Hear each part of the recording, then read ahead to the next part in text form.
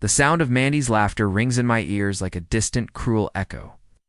It was sharp, rehearsed, the kind of laugh that told you she'd already won before the game had even begun. "God, Jonathan," she scoffed, shaking her head as if pitying me. "You really thought I wouldn't come for my share?"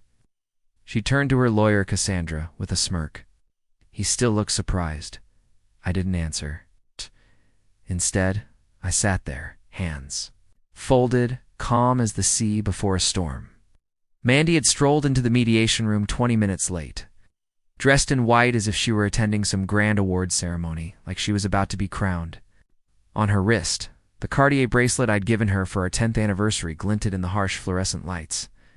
She sat across from me like a queen, prepared to claim her spoils. Cassandra, her lawyer, young and flashy, was grinning like a dog that had just secured a bone. "We've reviewed the marital assets," Cassandra began. "My client is prepared to accept an equitable division based on the value of Ward Systems and associated holdings." Mandy didn't even glance at me when she added, "I've been more than reasonable." I didn't say a word. My gaze locked on her. As I slowly spoke, "You're not getting everything you think you are, Mandy." That's when it came, the laugh, the big one, the one that made everyone in the room stiffen, as if the tension had suddenly thickened. The kind of laugh that said, "I already won. You're just here to make it official." "Oh," she said, eyes sparkling with mockery. "You don't get to play tough now. Not after ignoring me for 3 years." Without hesitation, she reached for the pen and signed the first stack of divorce papers. She did it as easily as signing a grocery list. Then, sliding the papers toward Cassandra, she raised her eyes to meet mine. "To freedom," she said with a grin. Thomas Lee, my lawyer, said nothing. Neither did I, because what Mandy didn't know, what no one in that room knew, was that 2 weeks earlier, I had become a very poor man in paper, and that was exactly what I had planned. 5 weeks before all this, I came home early from a client dinner. My phone had died halfway through dessert, so I hadn't sent a text.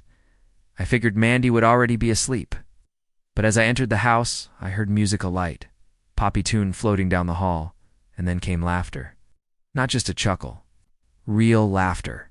The kind that's deep, unrestrained, and completely at ease. I hadn't heard her laugh like that in months. Curious, I crept toward the kitchen. The lights were dim, but as I rounded the corner, I saw him, tall, tan, athletic, leaning against the counter, a beer in hand.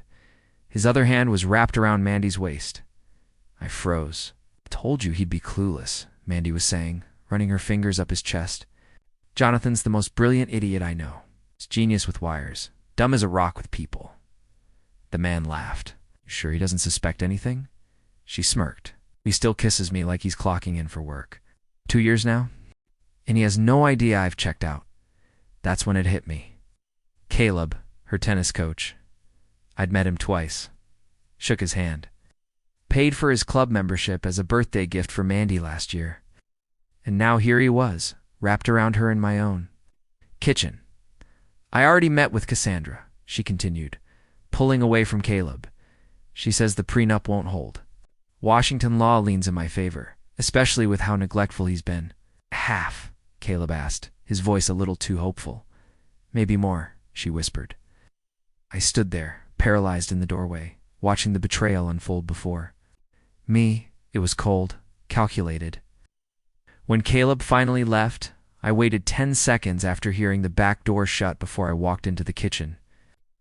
"Didn't hear you come in," Mandy said, catching sight of me as she quickly shoved her phone into her pocket. Garage door sensors busted again. I used the side. I said nothing. I simply nodded. "Dinner had been fine," I said. "Long, but fine." Mandy smiled a weary, hollow smile, and said she was heading to bed. I watched her walk away, my thoughts a whirlwind. But I didn't make a sound. I didn't make a move. So the trick was silence. Let her think she was still safe. That night, I didn't sleep. I sat in my office, staring at the family photos on the wall, the awards collecting dust on the shelf. This was my life, my empire, and she was about to tear it apart. I called my mother the next morning. Ellen Ward, a retired tax attorney, had always had sharp instincts, and a quiet disdain for Mandy. When I told her what I'd seen, she didn't react immediately. A long silence followed before she sighed. "Come over, bring your corporate documents, and don't talk to anyone." For the next 3 weeks, we moved everything my company, my investments, even the vacation house into a family trust under my mother's name. It wasn't hidden.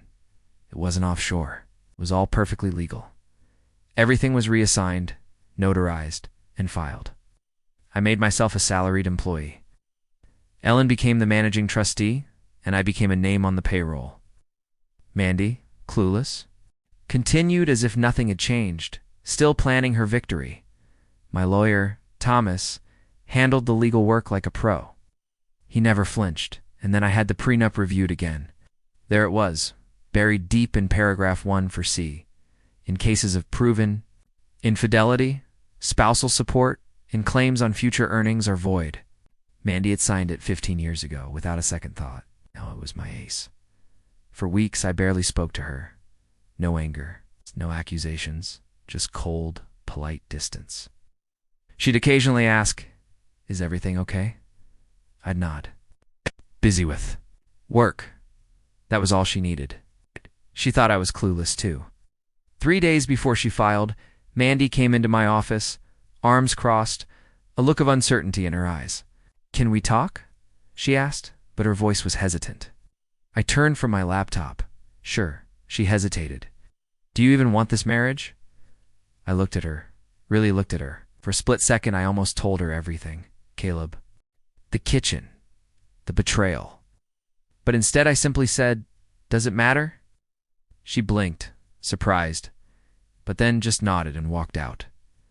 That was it, the permission she needed. The thing that gave her the green light to proceed. 3 days.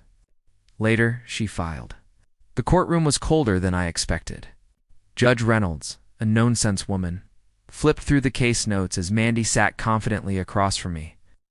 She still had that smirk, the one that said she was about to claim everything. Cassandra, her lawyer, stood.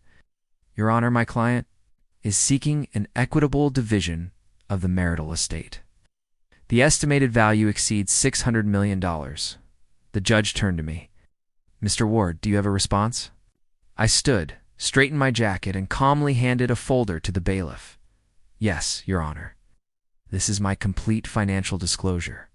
The judge opened the folder, flipped through it, and stopped on the second page. She looked up, her gaze sharp. "According to this, your current net worth is 0, I said flatly. The word hit the room like a bombshell. Cassandra's jaw dropped.